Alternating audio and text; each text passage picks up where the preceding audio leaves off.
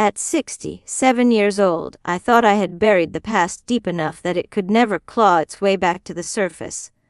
But sometimes the dead won't stay quiet. And sometimes a single phone call can drag you right back to the moment your childhood died. Before I begin my story, let me know in the comments where you are listening from and what time it is. I just want to know I'm not alone in this. And if you feel moved by what you hear, consider subscribing. It helps more people become aware of the reality of family secrets that destroy lives. Now let me tell you what really happened.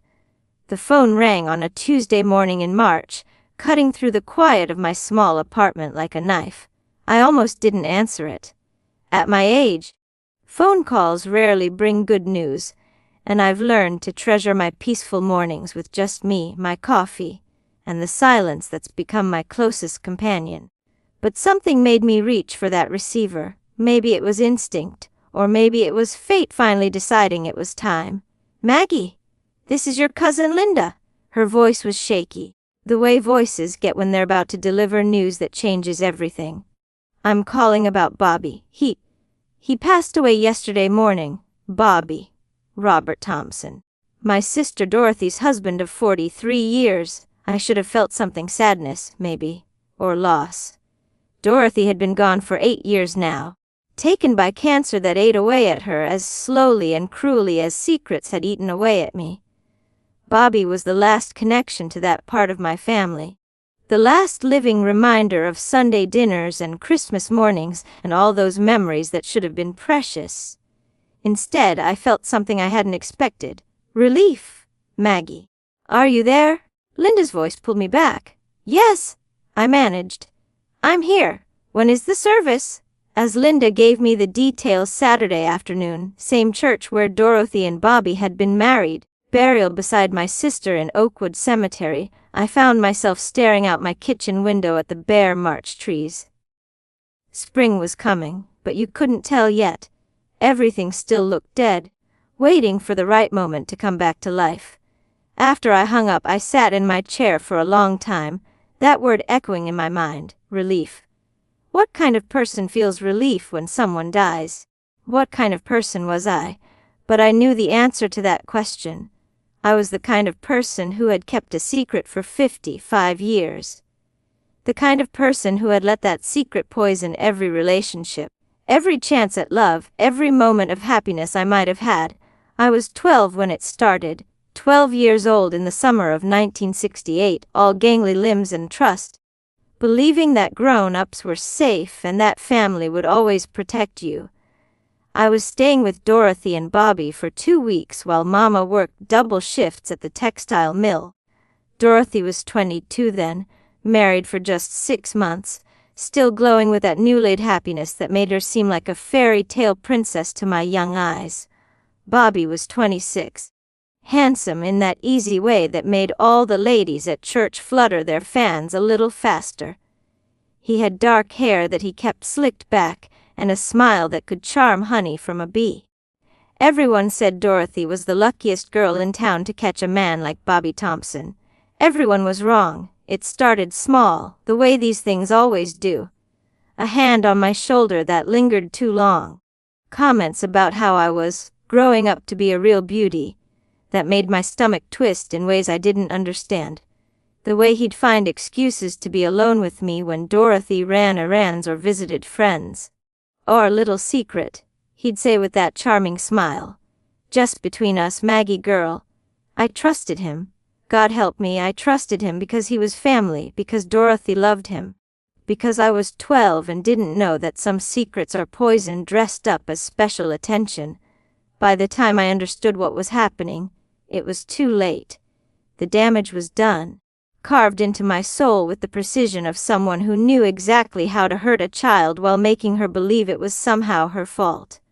I never told Dorothy, never told Mama, never told anyone. For 55 years, I carried Bobby Thompson's secret, and it nearly killed me. The days after Bobby's death passed in a strange haze. I found myself doing things I hadn't done in years, pulling out old photo albums, looking at pictures of family gatherings where Bobby's arm was always around Dorothy's waist, his smile bright and confident. In every single picture, I was standing as far away from him as I could manage. How had no one noticed? How had no one seen the way I shrank back whenever he came near? The way I stopped laughing when he entered a room? But I knew the answer. People see what they want to see, and Dorothy was so happy, so in love with her charming husband, that anything else was simply invisible. The summer of 1968 started innocent enough. Mama dropped me off at Dorothy and Bobby's little house on Elm Street with my small suitcase and a bag of books to keep me busy. Dorothy hugged me tight and smelled like the White Shoulders perfume Bobby had given her for their 6-month anniversary. "We're gonna have such fun, Maggie!" she said, spinning me around in their tiny living room. Just us girls, well, and Bobby too, of course. Bobby stood in the doorway watching us, that easy smile playing on his lips. "Course. We're all family here," he said. "Maggie's practically my little sister now." The first week was wonderful. Dorothy took me shopping for summer clothes, taught me how to curl my hair, let me help her cook Bobby's favorite meals. We'd sit on the front porch in the evenings, drinking sweet tea and talking about everything and nothing. Dorothy would tell me about married life, about how different it was from what she'd expected, but how happy she was. "Bobby takes such good care of me," she'd say, her face soft with contentment. "I never have to worry about anything when he's around." Those words would echo in my head later, twisted into something cruel and mocking. The change started during the second week. Dorothy had gotten a part-time job at the 5 and Dime to help save money for a car. Bobby worked construction, leaving early and coming home dirty and tired. That left me alone in the house for a few hours most afternoons. At first, Bobby would just come home for lunch. He'd sit at the kitchen table while I made him a sandwich, talking about his day, asking about mine. Normal conversation, safe conversation, but something was shifting. I could feel it in the way he looked at me, the way his eyes followed me as I moved around the kitchen. It made me nervous in a way I couldn't name. "You're getting so grown up, Maggie," he said one afternoon, reaching out to touch a curl that had escaped my ponytail. "Pretty soon you'll be beating the boys off with a stick, just like your sister did." His fingers lingered in my hair longer than they should have. I pulled away, mumbling something about needing to check on the laundry, but I could feel his eyes on me as I practically ran from the room. That night, Dorothy asked me if everything was okay. "You seem quiet, honey. You feeling all right?" I almost told her then, almost. But when I looked at her face, so trusting and happy, I couldn't find the words. How do you tell your sister that something feels wrong with her husband? How do you explain a feeling you don't even understand yourself? "Just tired," I said instead. The touching got worse, a hand on my back that slid too low, fingers on my arm that squeezed too tight. Comments about my developing figure that made my cheeks burn with shame I couldn't explain. And always there was that phrase, "our little secret." When he cornered me in the hallway one afternoon while Dorothy was at work, pressing me against the wall with his body, his hands where they had no right to be, I finally understood what was happening. Finally understood why my stomach churned and my skin crawled and why I'd started having nightmares. "You're special, Maggie," he whispered, his breath hot against my ear. "More special than you know, but this has to stay between us, you understand." Dorothy wouldn't understand. It would break her heart if she knew how much I care about you too. I was 12 years old. 12. And he made me believe that what he was doing was somehow my fault. Somehow because I was special and mature for my age, and all those poisonous lies that predators use to trap their victims. When Dorothy came home that evening, chattering happily about her day at work, I sat at the dinner table and said nothing. I watched Bobby laugh at her stories, watched him kiss her cheek, and tell her how much he missed her while she was gone, and I felt like I was drowning in my own silence. That night, I wrote a letter to Mama, begging her to come get me early. I made up a story about being homesick, about missing my own bed and my friends. When Mama called to talk to Dorothy about it, my sister sounded hurt. "I thought we were having such a good time," Dorothy said, looking at me with confused eyes. "Did I do something wrong?" "Maggie, no," I whispered. "You didn't do anything wrong." And that was the truth. Dorothy had done nothing wrong. She had opened her home to me, shared her happiness, trusted me with her husband. And I was about to run away without telling her why, leaving her in danger she didn't even know existed. But I was 12, and I was scared, and I didn't know what else to do. Mama came to get me 2 days later. As we drove away from that little house on Elm Street, I pressed my face against the car window and watched Dorothy standing on the porch, waving goodbye with tears in her eyes. I never told her the truth, not then, not in all the years that followed, and Bobby Thompson's secret became mine to carry, heavy as a stone in my chest. For the next 55 years, the years after that summer passed like a slow-moving river, carrying me further and further away from the girl I used to be. On the surface, everything looked normal. I finished school, went to college, became a teacher. I smiled at the right times, laughed when I was supposed to, went through all the motions of living. But inside, I was hollow. Bobby Thompson had carved something essential out of me that summer, something I would spend the rest of my life trying to find again. Family gatherings became torture. Every Christmas, every birthday, every wedding or funeral, there Bobby would be charming as ever, his arm around Dorothy, playing the perfect husband and brother-in-law. He'd hug me hello, and I'd go rigid in his arms, my skin crawling with memories I couldn't escape. "You're getting more beautiful every year, Maggie girl," he'd say loud enough for everyone to hear, making it sound like harmless family affection. But I could hear the other meaning underneath, the reminder of our special secret. And I'd excuse myself to help in the kitchen or check on the children, or find any reason to get away from his presence. Dorothy never noticed. She was so happy, so content in her marriage, that she was blind to the way I avoided her husband. Over the years, she'd ask me why I didn't visit more often, why I always seemed to leave family gatherings early. "You're my only sister," she'd say, hurt creeping into her voice. "I feel like we're growing apart, and I don't know why." How could I tell her? How could I explain that being around Bobby made me feel like I was suffocating, like I was 12 years old again and trapped in that hallway with nowhere to run? So I made excuses. Work was busy. I had papers to grade. I wasn't feeling well.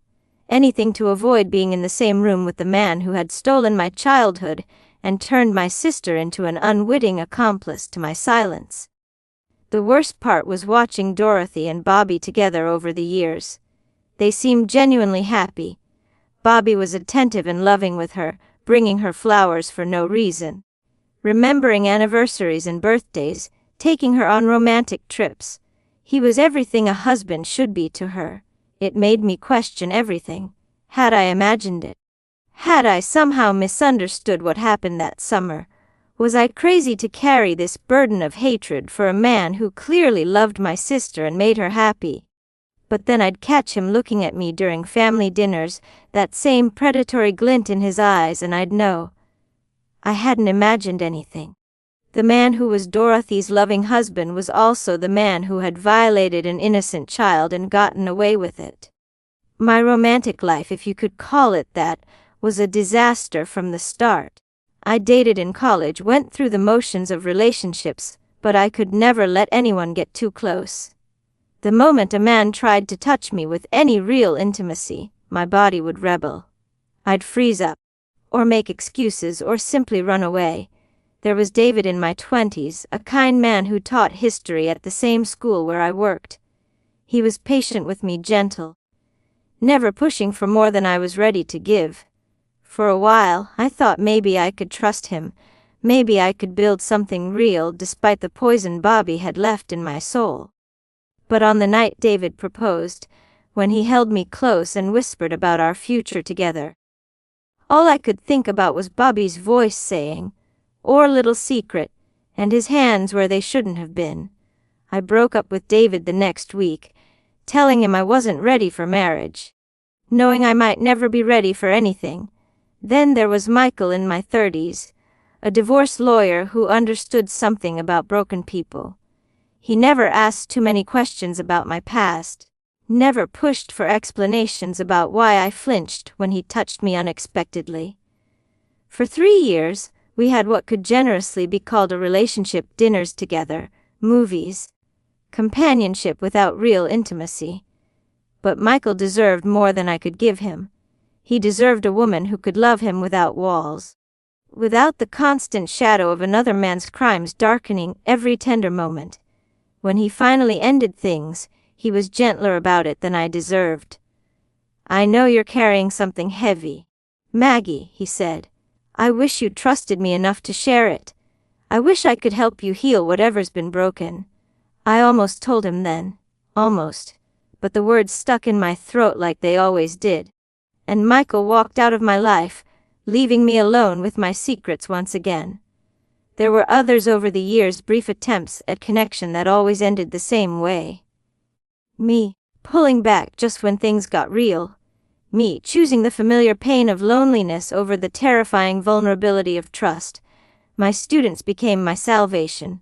In the classroom, surrounded by children who looked at me with respect and affection, I could pretend to be whole.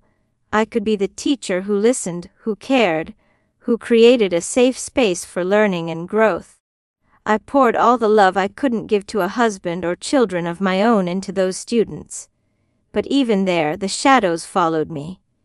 Whenever I had a student who seemed withdrawn, who flinched at casual touch, who carried themselves like they were carrying a secret too heavy for their young shoulders, I'd see myself at 12 years old, and I'd wonder if I was failing them the same way every adult in my life had failed me. Years turned into decades. Dorothy and Bobby celebrated their silver anniversary, their 30th, their 40th. They bought a house, traveled the world, lived the life of a happy couple. Dorothy would show me pictures of their trips, bubbling over with joy about their adventures together. "Bobby's such a wonderful husband," she'd say, her eyes shining with genuine love. "I'm so blessed to have found him. I just hope someday you find someone who makes you as happy as he makes me." And I'd smile and nod and agree, all while the bile rose in my throat. All while that 12-year-old girl inside me screamed that her perfect husband was a monster who had destroyed her little sister's life and gotten away with it. By my 50s, I had accepted that this was my life. I was the spinster schoolteacher, the woman who lived alone with her cats and her books and her carefully guarded secrets.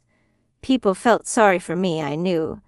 Poor Maggie, who never found love. Poor Maggie, who seemed so lonely despite being surrounded by people who cared about her. If only they knew that loneliness wasn't my curse, it was my choice. It was the price I paid for keeping a secret that would have destroyed my sister's happiness and torn our family apart. But secrets have a weight of their own. And after 40 years of carrying Bobby Thompson's poison, I was starting to break under the burden of it. The first crack in my wall of silence came 15 years ago at Dorothy's 60th birthday party. Bobby had thrown her a big celebration at the church social hall, inviting what seemed like half the town. Dorothy was radiant that day, wearing a blue dress that brought out her eyes. Surrounded by grandchildren she and Bobby never had but who belonged to cousins and friends who loved her like family. I was helping serve cake when my cousin Linda's daughter, Sarah, found me in the kitchen. Sarah was 22 then, fresh out of college, but there was something in her eyes that reminded me of looking in the mirror at 12 years old. "Aunt Maggie," she said quietly, using the honorary title all the younger family members called me. "Can I ask you something? It's kind of personal." Something in her voice made me set down the cake server and give her my full attention. "Of course, honey. What's on your mind?" Sarah glanced around to make sure we were alone, then wrapped her arms around herself like she was trying to hold something in. "Did Uncle Bobby ever? Did he ever make you feel uncomfortable when you were younger?" The question hit me like a physical blow. For a moment, I couldn't breathe, couldn't speak, couldn't do anything but stare at this beautiful young woman who was asking the question I'd been afraid to hear for 47 years. "Why would you ask that?"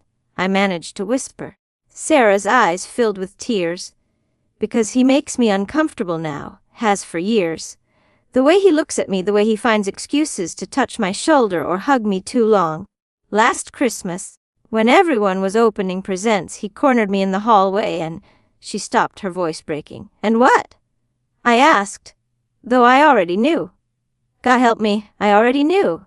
He kissed me, not like family, and he said it was our special secret, that I was mature for my age and he'd always thought I was special.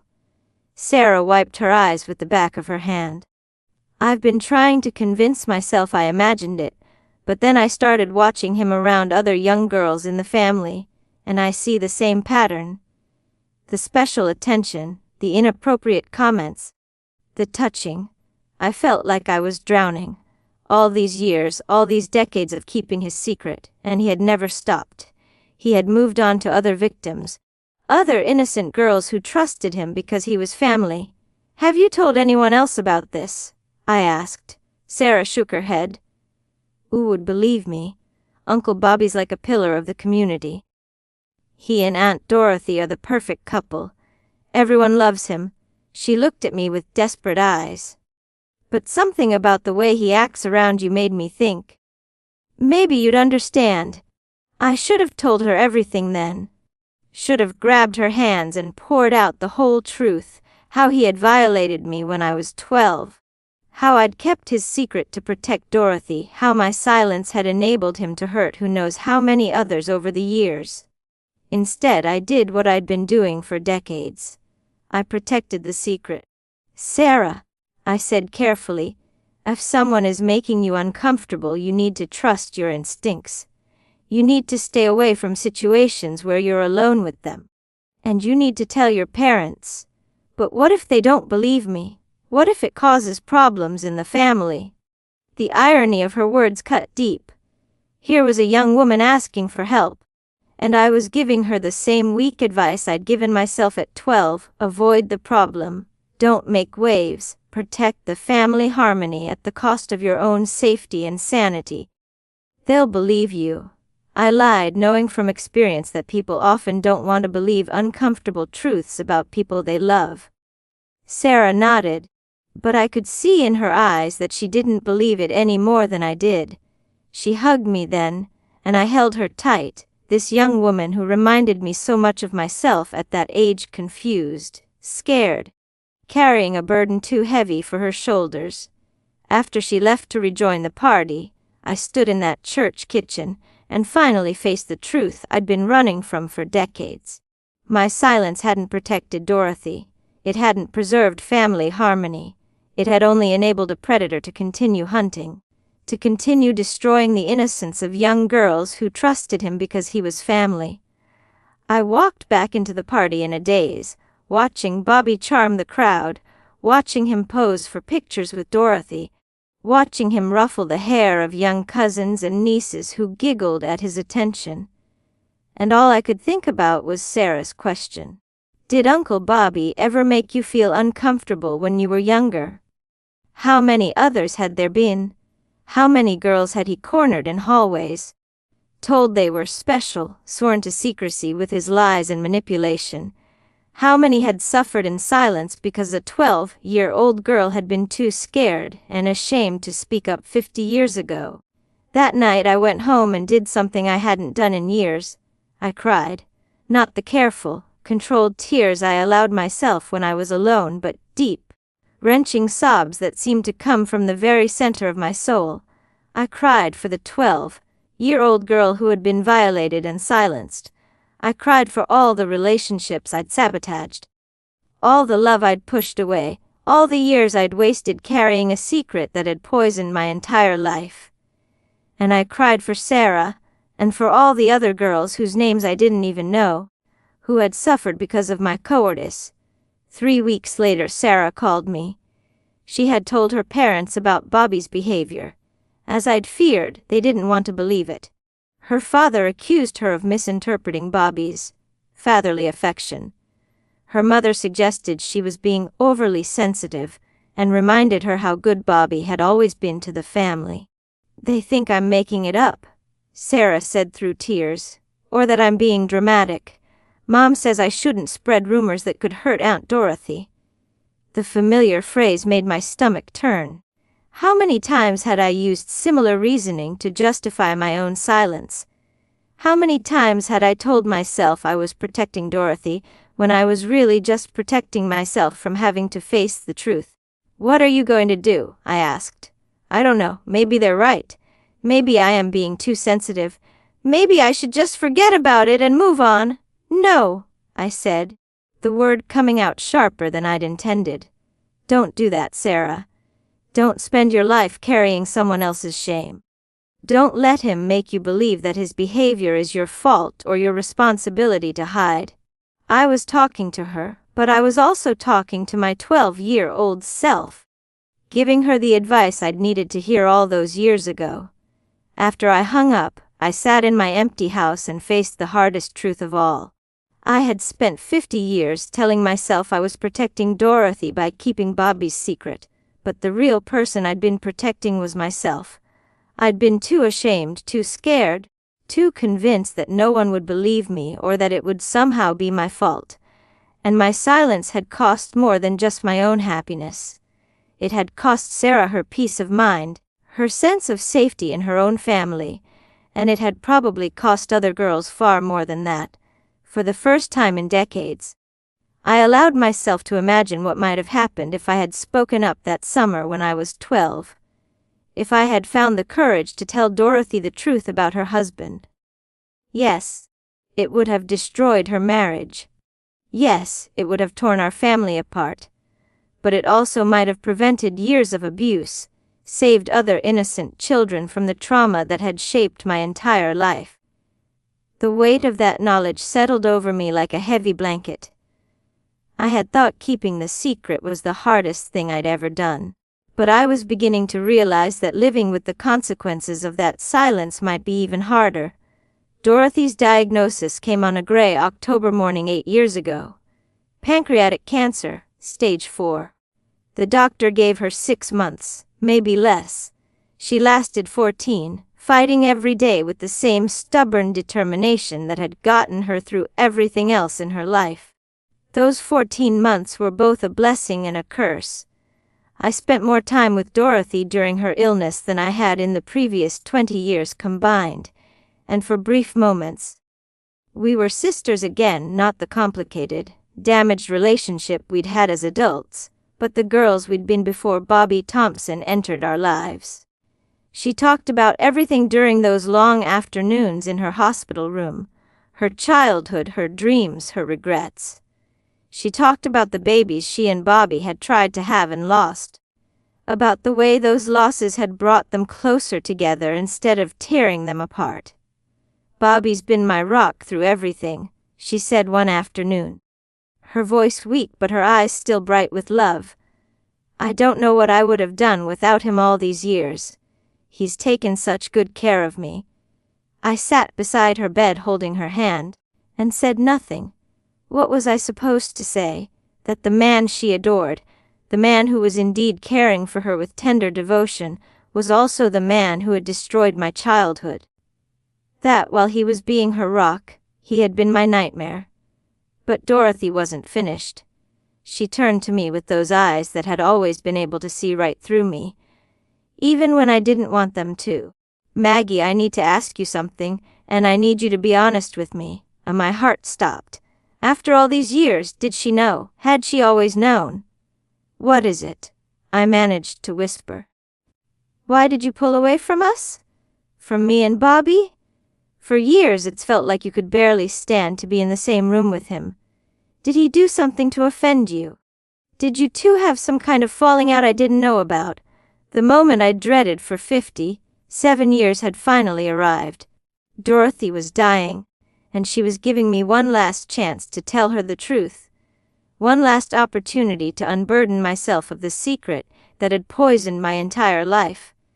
I looked at her lying there in that hospital bed, So thin and fragile, fighting for every breath. She had maybe weeks left, possibly days. Bobby was devoted to her care, sleeping in the chair beside her bed, making sure she had everything she needed. Whatever else he was, he genuinely loved my sister, and I couldn't do it. I couldn't be the one to destroy her peace in her final days. No, I lied. Nothing like that.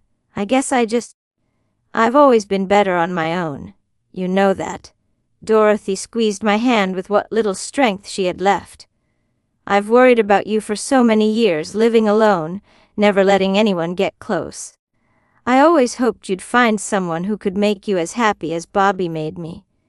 The irony was so sharp it took my breath away.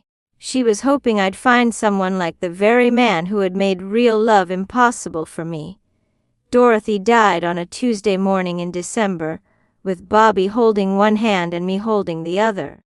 Her last words were to him, "Take care of yourself, my love. Promise me you'll be happy." Bobby sobbed like a broken man, and watching him, seeing his genuine grief, his absolute devastation at losing her, I almost wondered again if I had imagined everything. How could someone who loved my sister so deeply, so completely, be the same person who had hurt me so badly?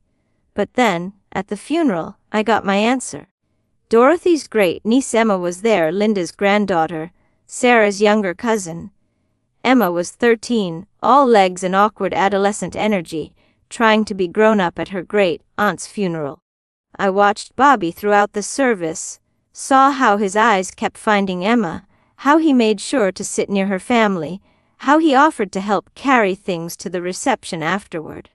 During the meal at the church, I saw him talking to Emma by the dessert table, his hand resting on her shoulder, his head bent close to hers like he was sharing something special. The way she giggled and blushed, clearly flattered by the attention from this important adult, made my stomach turn. I knew that look. I knew that dynamic. I had lived it. After the funeral, I started having nightmares again for the first time in years. Dreams where I was 12 years old and trapped in that hallway, but this time when I looked up, it wasn't my young face staring back from the mirror, it was Emma's. I called Sarah a few weeks later, something I'd never done before. "How's Emma doing?" I asked after we'd talked about Dorothy and the funeral. There was a long pause. "Actually, I'm worried about her. She's been acting strange since the funeral. Withdrawn. Mom thinks she's just grieving Aunt Dorothy, but..." Sarah's voice trailed off. "But what? She keeps talking about Uncle Bobby. How nice he's been to her since Aunt Dorothy died. How he says she reminds him of Aunt Dorothy when she was young. He's been taking her for ice cream, buying her little gifts, telling her she's mature for her age." The familiar phrases hit me like physical blows. Ice cream, gifts, mature for your age. The same playbook he'd used on me 55 years ago. The same one he'd probably used on Sarah and God knows how many others. "Sarah," I said, trying to keep my voice steady, "you need to keep Emma away from Bobby." "What?" "Why? Because..." I took a deep breath. "Because what you told me about Bobby at Dorothy's birthday party, about how he made you uncomfortable, it's not just you, it's not just your imagination. And if he's focusing on Emma now..." I couldn't finish the sentence. I didn't need to. Sarah was quiet for a long moment. When she spoke again, her voice was shaking. "You know something, don't you? Something you've never told anyone." "Yes," I whispered, "I do. Will you tell me?" I closed my eyes, feeling the weight of 57 years of silence pressing down on me. "Not over the phone. Not like this. But Sarah, keep Emma safe. Watch her. Don't let her be alone with him. And if she starts acting differently, if she becomes withdrawn or starts having nightmares or shows any signs that something's wrong, you get her help immediately. You don't worry about family harmony or protecting feelings or keeping secrets. You protect that little girl, no matter what it costs." After I hung up, I sat in my living room and finally admitted the truth I'd been avoiding for decades. Dorothy was gone. The person I'd been trying to protect with my silence was no longer here to be hurt by the truth. But Bobby was still alive, still hunting, still using his position as the grieving widower to gain access to vulnerable children. My silence was no longer protecting anyone. It was only enabling more abuse. For the first time in my life, I seriously considered speaking up, not to protect myself or my own peace of mind, but to protect Emma and any other children who might cross Bobby Thompson's path. But even then, even knowing what I knew, the words stuck in my throat. 57 years of silence is a hard habit to break, even when breaking it might save a child's innocence. It would take Bobby's death to finally free my voice. But by then, I feared it might be too late for Emma, and for all the others I'd failed to protect with my cowardice. The 3 days between Bobby's death and his funeral were the longest of my life. I walked around my apartment like a ghost, unable to eat, unable to sleep, unable to think about anything except the choice that lay before me. With Bobby dead, I was finally free to speak. The secret that had held me prisoner for 55 years had lost its power over me. Dorothy was gone. Bobby was gone. The only thing left was the truth, waiting to be told. But the truth is a dangerous thing. Once you let it out, you can't control where it goes or what damage it leaves in its wake. I knew that speaking up now wouldn't undo the harm Bobby had caused, wouldn't give me back my stolen childhood or repair the relationships I'd destroyed with my inability to trust and love. What it might do was prevent future harm. Emma was 13 now. The same age I'd been when everything started. If Bobby had been grooming her the way I suspected, his death might have saved her from the worst of it. But there might be other vulnerable children in our extended family or community who didn't even know they were potential targets. The night before the funeral, I made a decision that terrified me. I was going to tell Sarah everything, not just hints and warnings, but the whole ugly truth about what Bobby had done to me and what my silence had cost all of us. I called her around 9 o'clock, when I knew Emma would be in bed and we could talk privately. "Sarah, it's Maggie. Do you have some time to talk? It's important." "Of course. Is everything okay?" I almost laughed at the question. Nothing had been okay for 55 years. "No," I said. "It's not okay, and it hasn't been okay for a very long time. But I'm finally ready to tell you why." I could hear Sarah settling into a chair, preparing herself for what she somehow knew would be a difficult conversation. "Remember when you asked me about Bobby? About whether he'd ever made me uncomfortable when I was younger?" "Yes." "The answer is yes. More than uncomfortable, much more." I took a shaky breath. I was 12 years old, staying with Dorothy and Bobby for 2 weeks during the summer. Bobby, he hurt me, Sarah. He touched me in ways that were wrong, told me I was special, made me promise to keep it our little secret. I was just a child, and I trusted him because he was family. The silence on the other end of the line stretched, so long I thought the call had dropped. "Sarah, are you there? I'm here!" Her voice was barely a whisper. "Oh God, Maggie, I'm so sorry.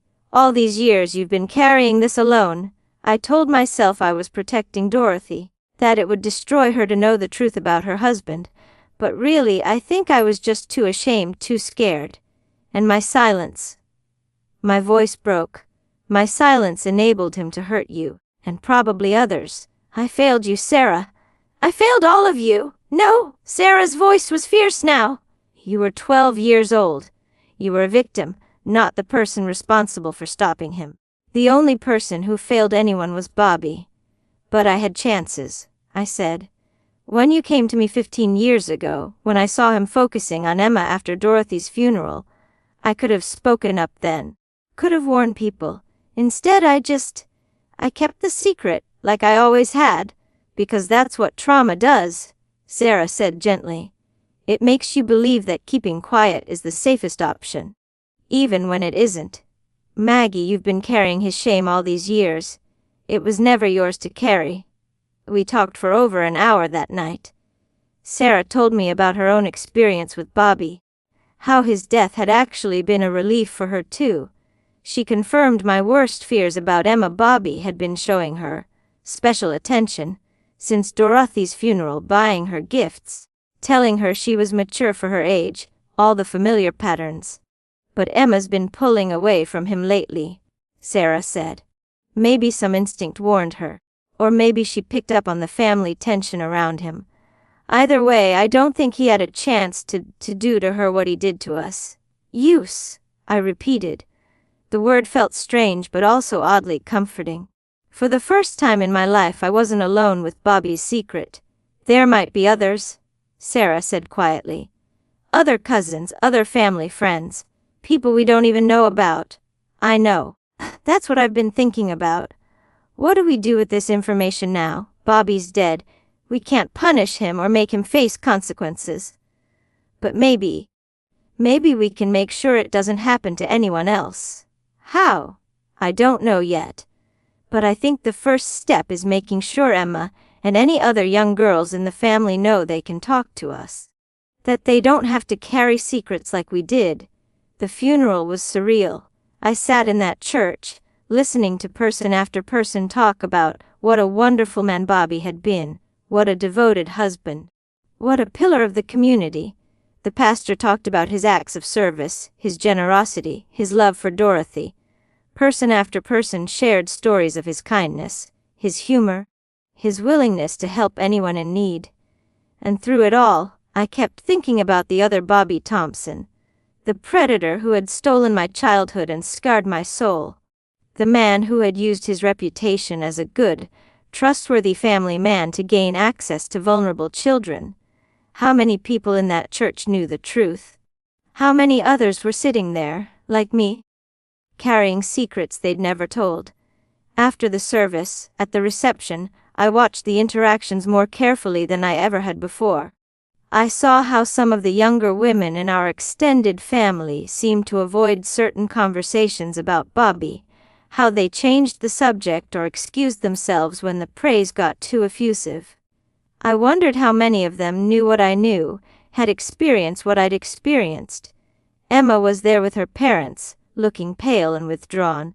When someone suggested she should say something nice about Uncle Bobby since she'd been spending time with him lately, she just shook her head and walked away. Her mother followed her, worried. Emma, honey, what's wrong? You've been so quiet lately. I watched from across the room as Emma struggled with something she clearly wanted to say but couldn't find the words for. The same struggle I'd had at 12. The same internal war between the need to speak and the fear of not being believed. Before I could lose my courage, I walked over to them. Emma, I said gently, could I talk to you for a minute? Alone. Her mother looked surprised, but Emma nodded quickly, almost eagerly. We walked outside to the church garden, away from the crowd and the noise. Emma sat on a bench and looked up at me with eyes that seemed far too old for her 13-year-old face. You didn't want to talk about Uncle Bobby in there, did you? I said. Emma shook her head, tears starting to form. Everyone keeps saying how wonderful he was, how much I must miss him, but I don't. Is that terrible? Does that make me a bad person? No, sweetheart. It doesn't make you a bad person at all. I sat down beside her, my heart breaking for this young girl who was struggling with the same confusion and shame I'd carried for decades. Sometimes adults aren't what they seem to be. Sometimes they do things that make us uncomfortable, even when everyone else thinks they're good people. Emma looked at me sharply. Did Uncle Bobby ever make you feel uncomfortable? There it was. The moment I'd been building toward for 55 years. Yes, I said simply. When I was about your age, he did things that made me very uncomfortable, things that were wrong, and I never told anyone about it, which was a mistake.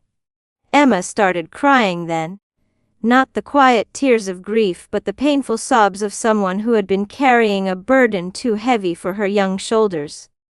He said it was our special secret, she whispered. He said I was mature and special and that other people wouldn't understand. But it felt wrong, and I was scared, and I didn't know what to do. I put my arm around her. This brave young girl who had somehow found the strength to pull away from a predator when I hadn't been able to at her age. You did exactly the right thing by trusting your instincts, I told her. And you don't have to keep his secrets anymore. You don't have to carry that shame or fear. It was never yours to carry. As we sat there in that church garden, Emma and I began the long process of healing that should have started 55 years ago. For the first time in my life, I wasn't alone with Bobby Thompson's secrets.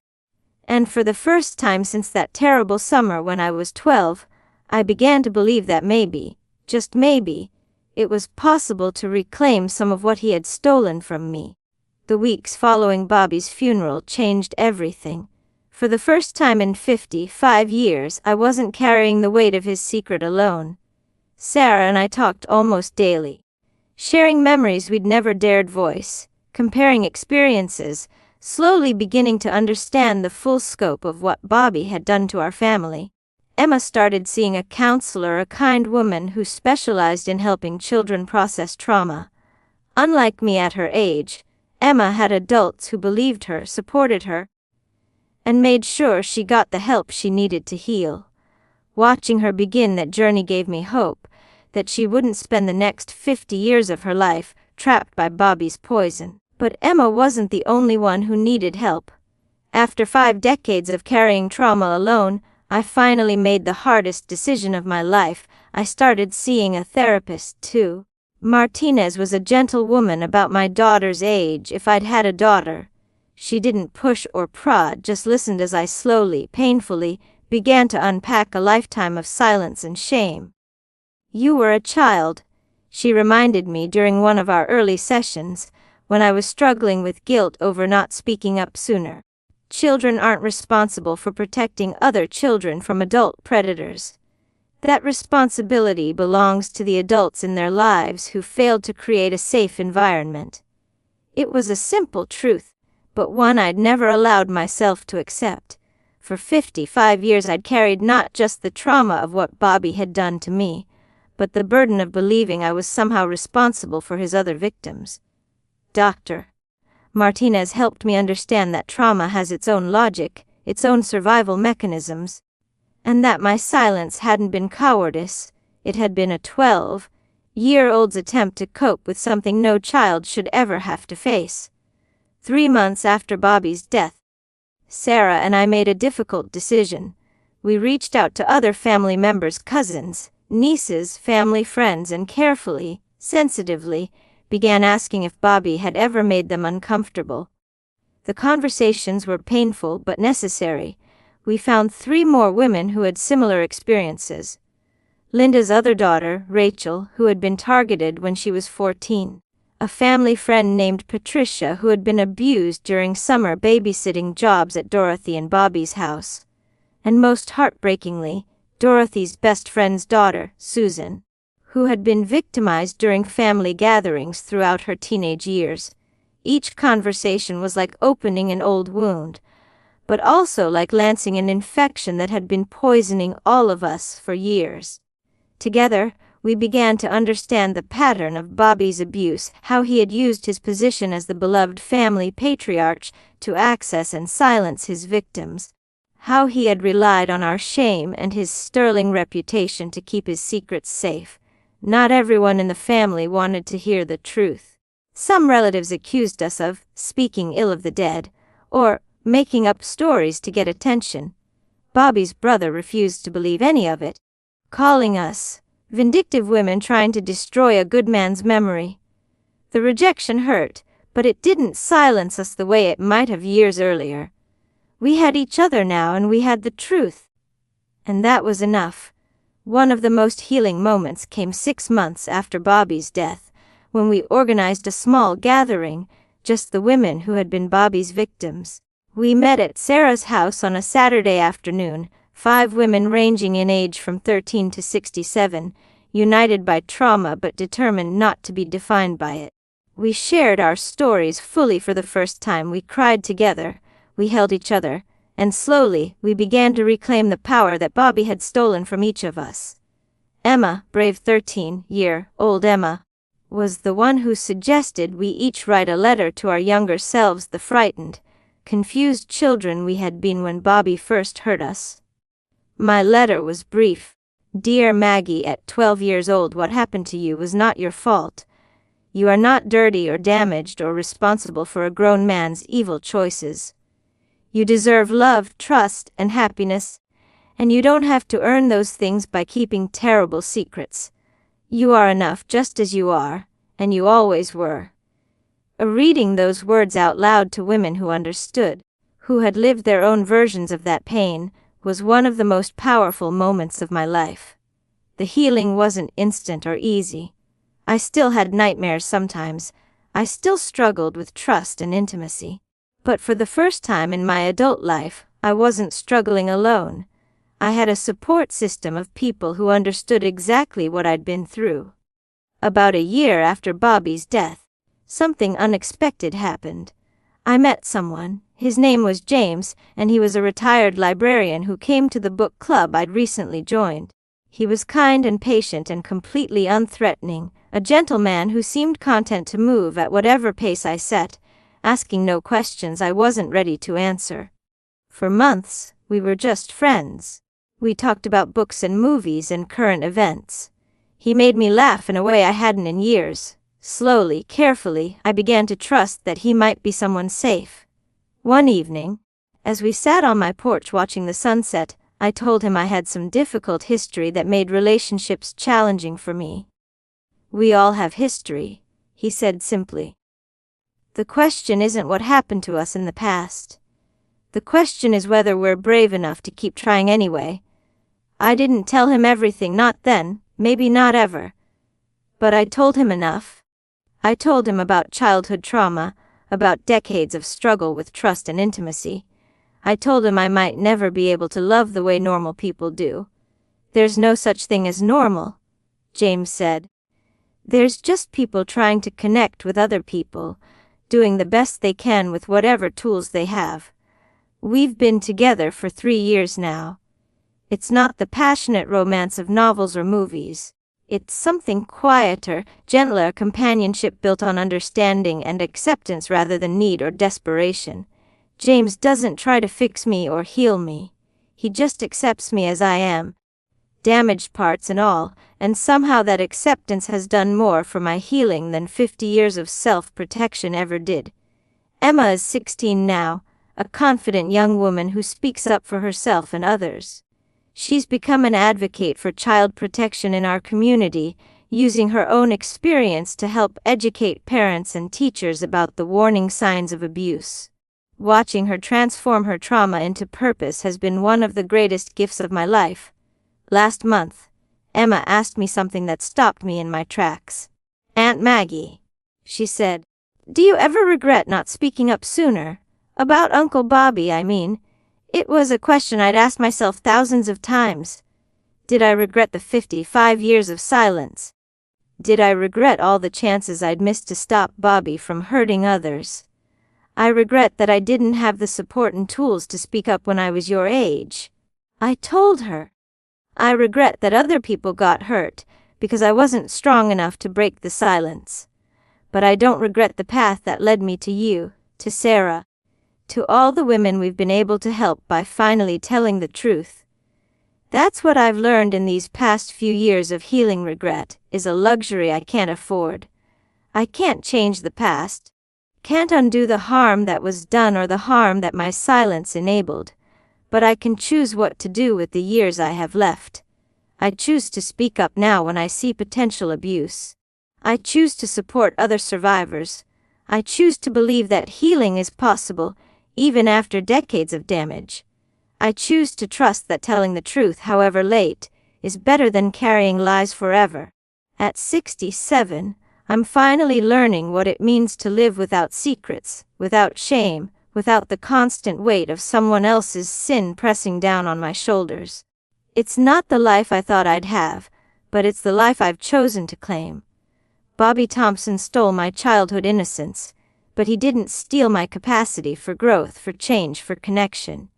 In the end, the truth set me free, not from the memories or the scars, but from the prison of silence I'd built around them. And that freedom, hard-won and long delayed as it was, turned out to be worth the wait. Some secrets destroy you by keeping them, but some secrets destroy you even more by setting them free. The trick is learning the difference and finding the courage to choose healing over hiding. Truth over the comfortable familiarity of pain. I chose truth. Finally, at 67 years old, I chose truth. And for the first time in 55 years, I can honestly say I'm at peace.